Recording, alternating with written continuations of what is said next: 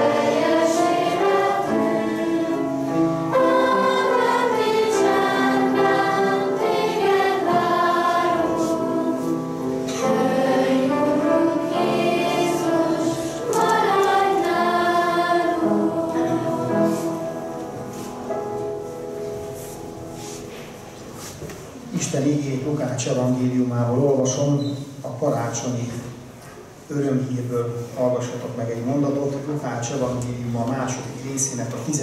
és 11. verse. Ne féljetek, mert íme nagy örömet hirdetek nektek, amely az egész nép öröme lesz. Üdvözítő született ma nektek, aki az Úr Krisztus a Dávid városában. Adventi időszakban, karácsonyra készülve sokfelé találkozunk Betlehemmel. Sokfelé állítunk Betlehemet. Köztereken, városokban, falvakban, középületekben. És betlehemes játékokat is nézhetünk. Néhány nap múlva majd Debrecenben is lesznek ilyen alkalmak. Vajon miért tesszük mindezt? Egyszerűen azért, mert szeretnénk megállni a Betlehem előtt, azzal, hogy megnézzünk egy ilyen betlehemes játékot. Ez talán alkalmas arra, hogy felidézzük magunkban a karácsonyi történetet, és egy picit elgondolkozzunk a karácsony csodáján, a karácsony titkán. A képzőművészetben is sok mindenkit megihletett a karácsonyi történet, és ha egy-két ilyen alkotásra gondoltok, akkor biztosan fel tudjátok ti is idézni, hogy kik vannak rajta az ilyen festményeken.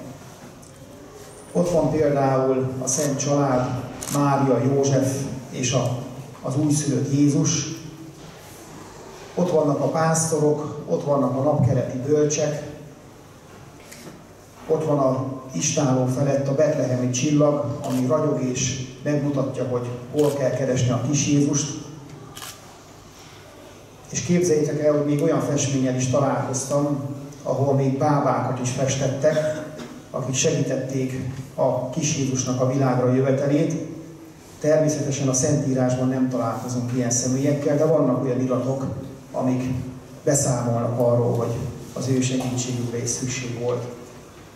Egy szóval sokféle ábrázolással találkozunk, de a hasonlóság is nagy ezek között.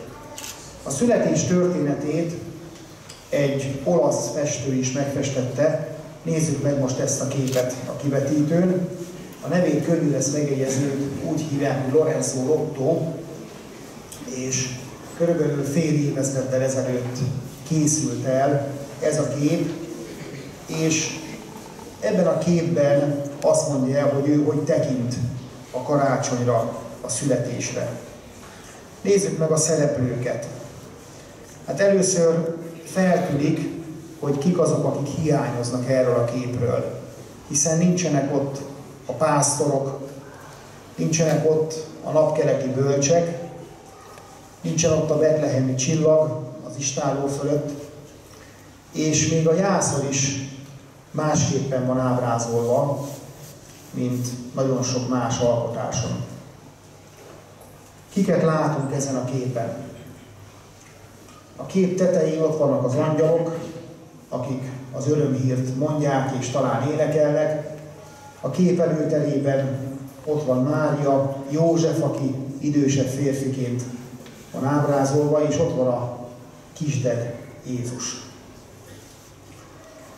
A személyek után talán furcsa maga a nézőpont is, ahogyan a festő ábrázolja az eseményeket.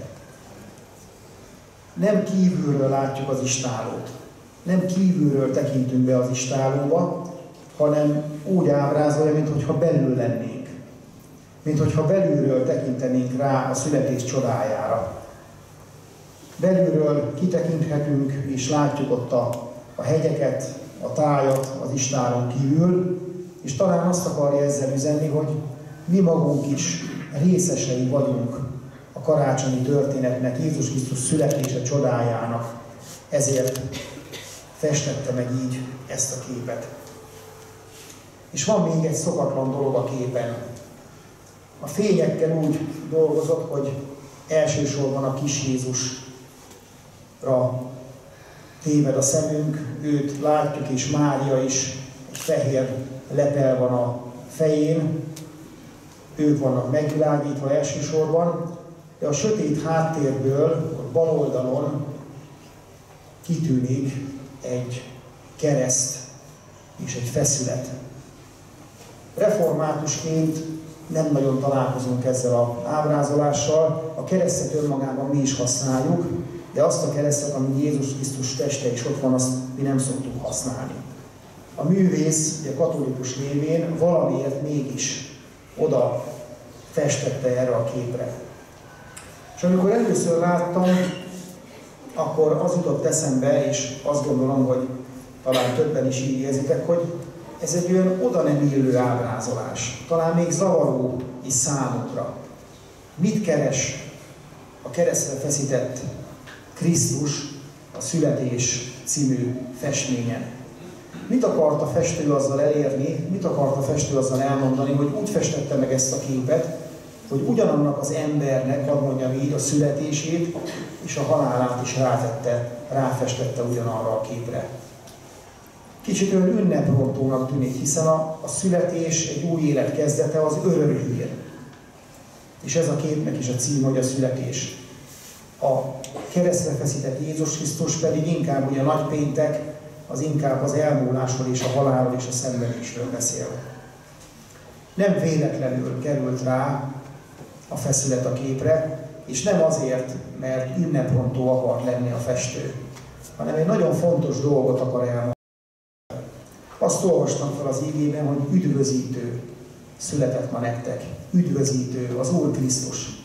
Egyszerűen csak annyit akar elmondani, hogy az a személy, aki karácsonykor megszületett, akiben a mindenható Isten testet öltött gyermekként, az a személy felnőve vállalta értünk a kereszthalált, szenvedett és meghalt azért, hogy nekünk életünk, békességünk és örök életünk legyen.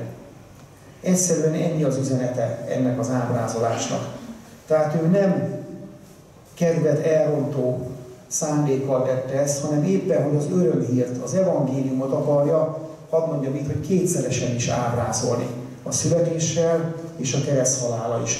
Hiszen, ha Jézus Krisztus keresztjére tekintünk, akkor mi már tudjuk, hogy ő harmadnapon feltámadt, dicsőségesen uralkodik az Atyaisten jobbján, és velünk van minden napon. Én azt kívánom nektek, és azt kérem, hogy adventben egy lépéssel most előrébb lépve karácsony felé, vigyük el magunkkal ezt az ábrázolást, és ezzel az örömhírrel készüljünk karácsony ünnepére. Ámen. Imádkozzunk. Urunk Jézus, köszönjük azt, hogy Te kisgyermekként megszülettél az első karácsonyon, testet öltöttél és közénk jöttél a születés csodája által. És köszönjük azt, hogy Te vállaltad a kereszthalált, meghaltál a mi bűneinkért, és feltámadtál a harmadik napon, és dicsőségesen uralkodsz az Atyaisten jobbján. Azért, hogy nekünk békességünk, örök életünk legyen, és az örömünk még teljesebb lehessen. Köszönjük, hogy így vagy velünk minden napon, és így vagy velünk most is, amikor karácsony ünnepére készülünk. Kérjünk, hogy áld meg a mi készülődésünket, várakozásunkat, ünneplésünket. Ámen. Most pedig hallgassátok meg és nézzétek meg a 6. Z-osztály tanulóinak szolgálatát.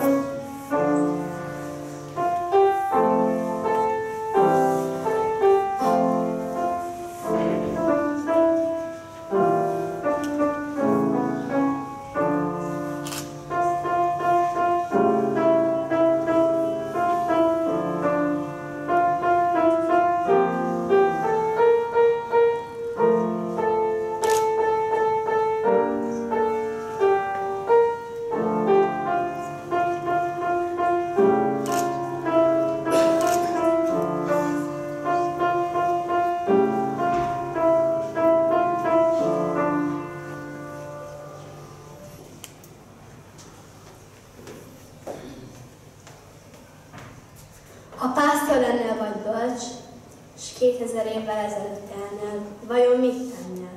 Mondd csak, mit tennél? A jászolhoz ugye elmennél. Ha pásztor lennél vagy bölcs, követnéd azt a csillagot? Vagy mondjuk hinnél annak az angyalnak, aki meglátogatott? Gyere el a jászolhoz még ma éjjel. Találkoznod kell Isten szemefényével. Ne keress itt pompát, gazdagságot, keresd azt, ki megváltja a világot. Ha pásztor lennél vagy bölcs, 2000 évvel ezelőtt élnél, vajon mit tennél, mondd csak mit tennél, a jászolhoz úgy eljönnél. Vajon mit tennél, mondd csak mit tennél, a jászolhoz úgy eljönnél. Szeretnék csak egy parányi mécsé lenni, mely bevilágít egy szobát. Csak egy száldeszka hídán lenni, mely szakadékot ível át. Csak egy kanálka mézzé lenni, legyen az élet édesebb. Csak egy segítőkézzé lenni, mely teszi azt, amit tehet.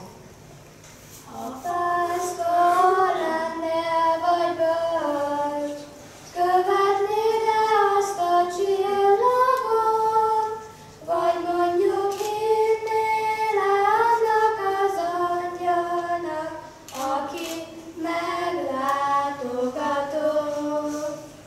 Mondd csak, hinnél-e annak az angyalnak, aki meglátogatott.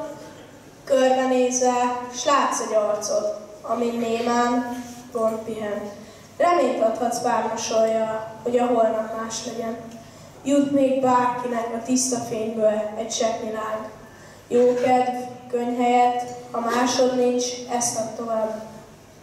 Óvban ébred majd az ünnep, minden percben eledre, tud-e bármi szövet adni, mint a békés nagyvilág? Körbenézel, s látsz egy házat, itt a napfény elkerül, kopog, csendben meleg szívvel, útnál nem lesz egyedül. Gyere el a jászolhoz még ma éjjel, találkoznod kell Isten szeme fényével, megkeresi pompát, gazdagságot, keresd azt, ki megváltja a világot. Gyere el a jászolhoz még ma éjjel, találkoznod kell Isten szeme fényével, megkeresi pompát, gazdagságot, keresd azt, ki megváltja a világot. Suttogj most te is egy csendes imád, kér, tisztává válhasson majd a világ.